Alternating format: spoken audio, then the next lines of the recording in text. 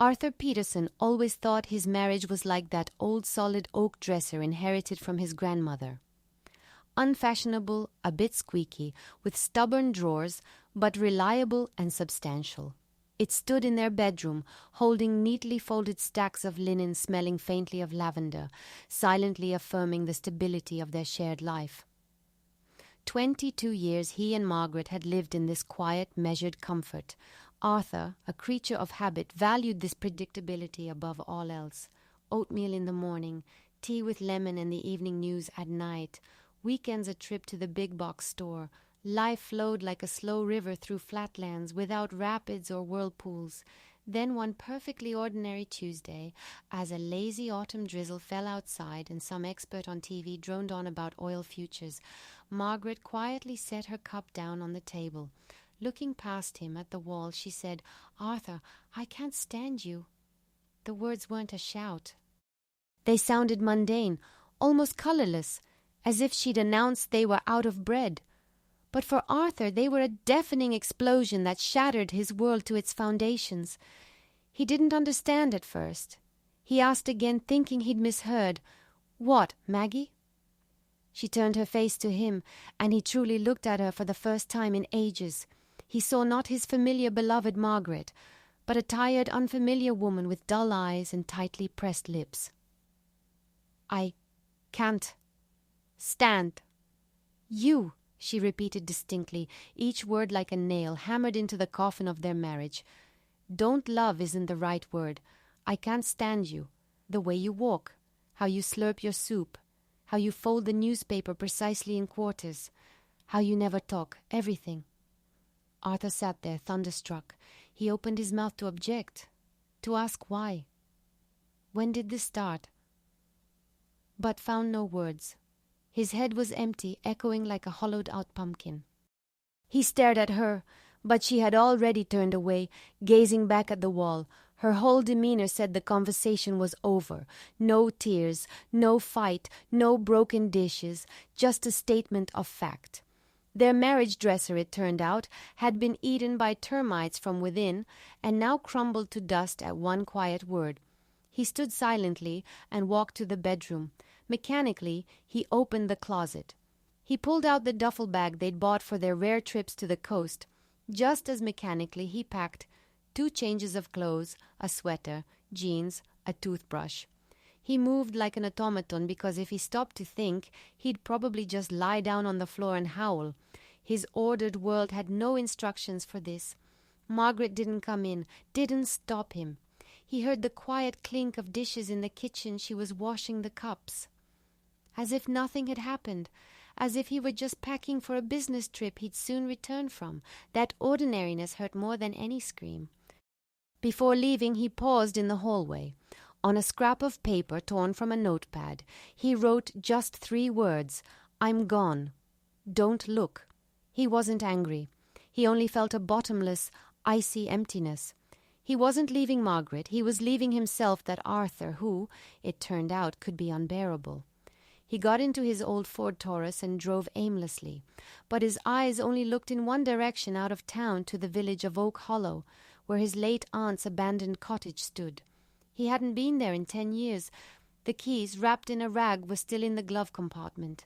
It was the only place no one would look for him, a place to vanish. The house greeted him with the smell of damp dust and mouse droppings. Cobwebs hung from the ceiling like grey beards. Cold seeped into his bones. Without taking off his coat, Arthur collapsed onto the sagging sofa covered by a worn tapestry and cried for the first time in many years.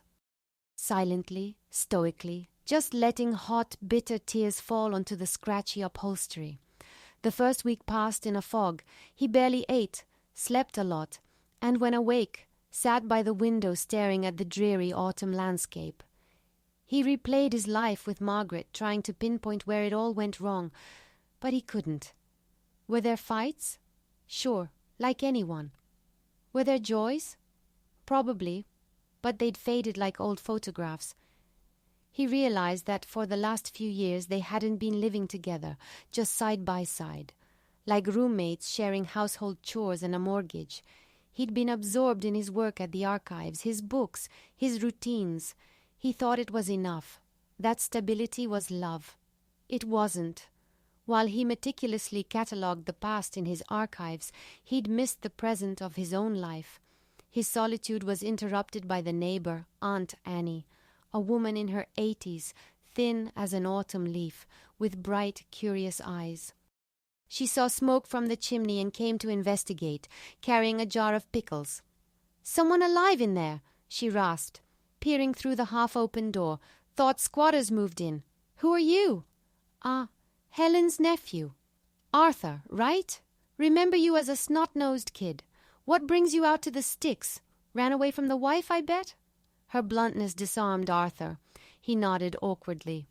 Well, life happens," Aunt Annie said calmly. "My late Stanley ran off once, too, to the neighbor Gladys. Crawled back 3 days later like a whipped dog. Gladys fed him her watery stew for 3 days, but he loves mine, thick and hearty. His soul just couldn't take it.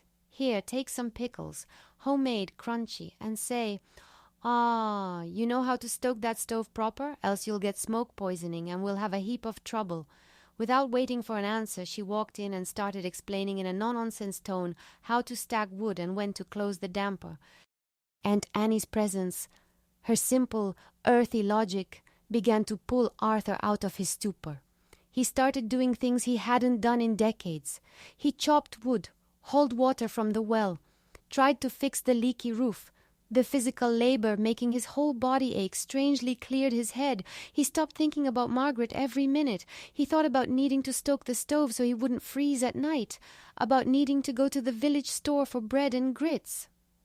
Aunt Annie dropped by almost daily. She brought milk, eggs, shared local gossip. She didn't pry, didn't give advice. She just talked. About the weather, her cat Whiskers, how the head of the Homeowners Association's cow got loose again. In these simple conversations, Arthur suddenly began to feel life, real life, not glossed over by news or talk shows. Life where simple things mattered, warmth in the house, food on the table, a kind word from a neighbor. He began to notice things he hadn't before.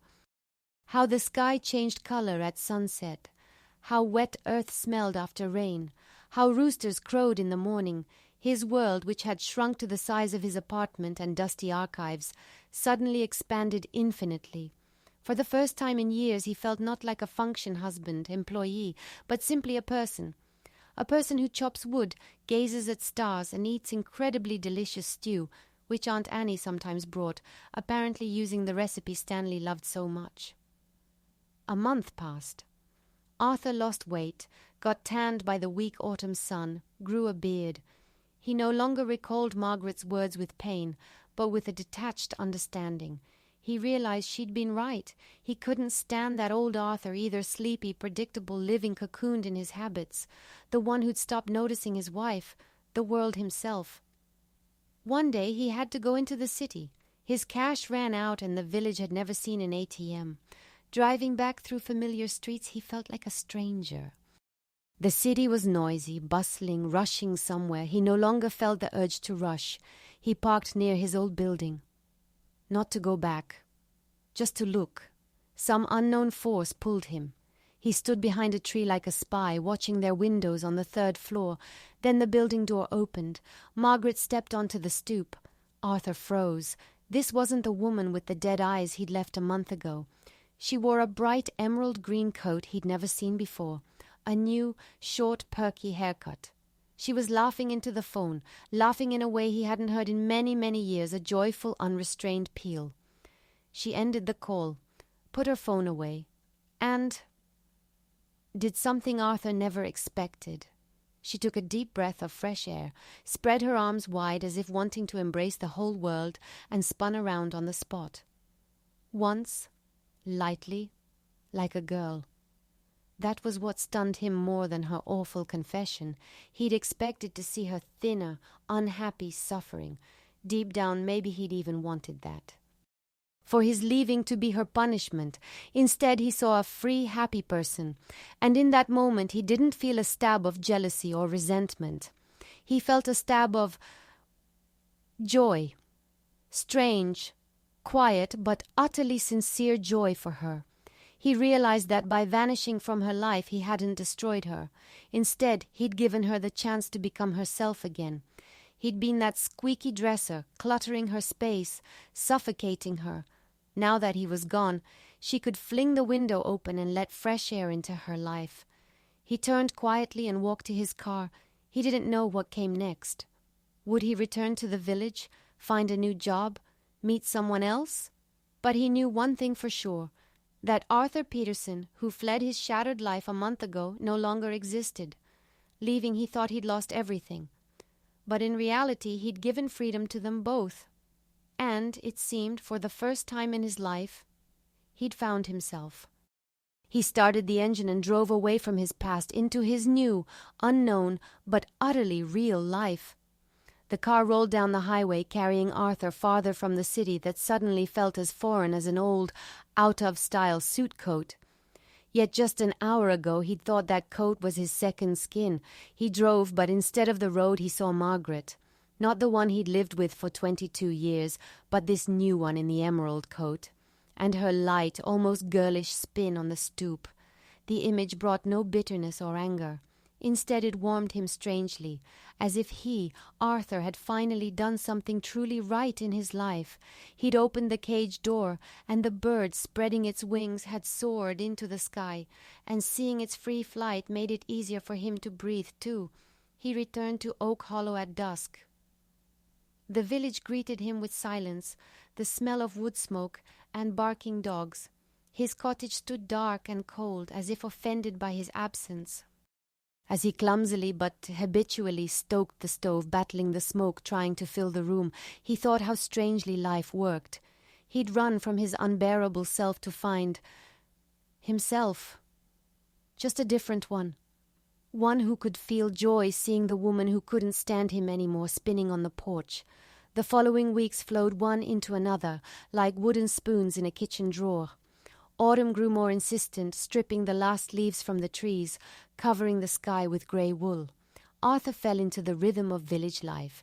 He rose with the roosters, hauled water, chopped wood, which now seemed not just fuel, but the main resource, key to survival. He learned to fix drafty window frames, patch the fence to keep the neighbors' bold goats out. Aunt Annie remained his main connection to the world. She'd drop by, bring a jar of baked milk, still warm bread with a crisp crust from her wood oven, and share news that seemed far more important to Arthur than oil futures. The Sumner's calf was born, weak little thing, barely pulled through, and that son of Vera's, the mail carrier, came down from the city, in one of those shiny cars, like a beetle, looked around, turned his nose up, and left. Don't like it here, they say. Too much air, not enough to breathe, I suppose. Arthur listened and nodded. He could breathe. For the first time in years, he breathed deeply. The physical exhaustion by evening was sweet, his sleep deep and dreamless. He stopped ruminating on the past. It had receded, become flat, like a picture in an old magazine. He barely even remembered his archive work, where he'd so carefully systematized other people's lives, while utterly neglecting his own. But one damp November day, as the first snow melted sadly the moment it touched the black frozen earth, someone knocked on his door. It wasn't Aunt Annie. On the threshold stood Vera the mail carrier, bundled in a thick scarf. "Got a letter for you, Arthur Peterson," she said, handing him a thin official envelope. "Registered? Sign here." Arthur's heart skipped a beat. He hadn't received a letter in ages. He signed the form with fingers stiff from cold and closed the door. The envelope bore the county courthouse stamp. Inside, on official letterhead, dry, impersonal language informed him that Margaret Victoria Smith had filed for divorce and property division. He was summoned for a preliminary hearing. He sat on a stool and stared at the paper for a long time. Divorce. He'd expected it, but still felt a stab, not of pain, but finality. It was the last nail sealing the coffin of their shared life.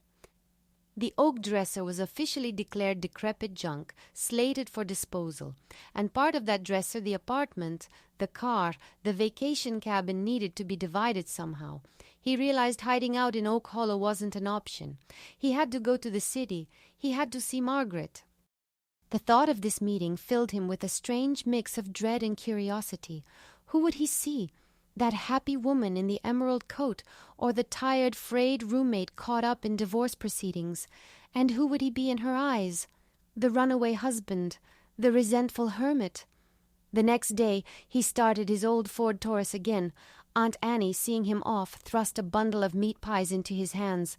"Listen here, Art, don't you be scared in there. City folk are loud, but underneath they're as empty as rattles. You got some backbone now, I see it. Hold on to it." He drove to the city and headed not home. That word no longer existed for him, but to a small motel on the outskirts. He rented the cheapest room, smelling of bleach and loneliness. That evening he called Margaret. He was afraid to hear her voice, but dialed the number. She answered immediately, as if expecting it. Her voice was calm, businesslike. "Yes, Arthur, I knew you'd call. We need to meet, discuss everything. Where suits you?" They agreed to meet the next day in a small cafe downtown, a place they'd never been to during their entire married life. Arthur arrived 15 minutes early. He sat at a table by the window, nervously twisting a paper napkin, watching passers-by. He suddenly felt incredibly out of place in his old, slightly worn sweater and jeans. He'd grown unaccustomed to this city, its well-dressed, hurrying people. Margaret walked in exactly on time. She wasn't wearing emerald, but a tailored grey coat. Without the radiant smile, but calm and composed. She sat opposite him, took off her gloves. "Hello," she said. "Hello," he replied. They were silent. The waiter brought menus, a welcome pause. They ordered coffee. When the waiter left, Margaret spoke first. "I won't ask where you were or how you are. I hope you're all right. I need to talk business. I don't want the cabin. It came from your parents. Take the car too. I just need the apartment. I'll buy out your share." She spoke as if discussing buying potatoes at the market. Arthur looked at her and saw how she'd changed. It wasn't just the haircut or the clothes. There was an inner strength in her he'd never noticed before, or hadn't wanted to notice. "Okay," he said quietly. "I agree to everything." "Good," she nodded slightly. "So we'll settle this amicably. My lawyer will prepare the papers." They fell silent again. The coffee cooled. Then Arthur, surprising even himself, asked, "Maggie, are you happy?" She looked up at him. Her gaze held no anger, no reproach, only mild surprise and a hint of hidden sadness. "That's a strange question, Art. Happiness isn't a permanent state. But I'm learning to live again. I took Italian lessons, joined a choir. I remembered I loved to sing. I met people I find interesting. I can breathe. You understand?" He nodded. He understood. Because the same thing was happening to him. Only instead of Italian and choir, he had wood and a well. "I'm glad for you," he said, and it was the absolute truth. She looked at him more closely, as if seeing him for the first time. "You've changed too. Lost weight, and your eyes are different. Calmer somehow." They sat for another 10 minutes talking about trivial things, the weather, new subway stations.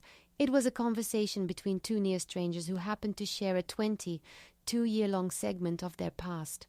There was no awkwardness, no desire to hurt each other, just a quiet, luminous sadness for what hadn't been, and a calm acceptance of what was. Saying goodbye at the cafe entrance, she held out her hand. "Goodbye, Arthur, and thank you." "For what?" he asked, puzzled. "For leaving," she said simply. "You gave us both a chance." She turned and walked away quickly, without looking back. He remained standing on the sidewalk, watching her go. He thought this meeting would be the hardest of his life. Instead, it was the easiest. They hadn't divided property. They had simply officially returned freedom to each other. Returning to Oak Hollow, Arthur felt he was coming home. He got out of the car, breathed in the frosty, clean air, and suddenly understood that Aunt Annie had been right. He really did have some backbone now. He was no longer running from himself. He was walking towards himself. Winter that year was a real hard one. Deep snows, biting frosts, bright blue skies. Arthur lived his simple, uncomplicated life. He learned to bake potatoes in the stove, shovel a path to the well every morning, and in the evenings, by the light of a kerosene lamp, he began to read. Not newspapers, but old, forgotten books he'd found in the attic. Tolstoy, Chekhov, Hemingway. Words familiar from school opened up to him with new, astonishing depth. He read about simple human joys and sorrows and recognized himself in them. He wasn't lonely. Aunt Annie wandered over almost daily, or the neighbor Uncle Mike stopped by to ask for help chopping wood. Sometimes they just sat silently smoking by the stove, and that silence was more meaningful than many city conversations. He became part of this small, simple world. He belonged. Once, closer to spring, when the air smelled of melting snow and hope, Vera the mail carrier brought him another letter, this time a thin envelope without official stamps. He recognized Margaret's handwriting. Inside wasn't a letter, but a photograph, a picture taken somewhere in Italy. Margaret stood against ancient ruins surrounded by cheerful, laughing people. She was wearing that emerald green coat, squinting in the bright sun, and she looked absolutely, unconditionally happy. On the back were just 3 words: "Thank you, live, Margaret." Arthur looked at the photograph for a long time. Then he walked to the window. Outside, the earth was waking up. The first timid green showed on the bare patches of ground. A lark sang, piercingly clear, in the blue sky. Arthur tacked the photograph to the wall near the window with a small nail. The bird had flown from the cage and gone to warmer climes. And he was glad for her. His place was here, in this old house, in this quiet village where he had finally stopped enduring anyone or anything and simply began to live.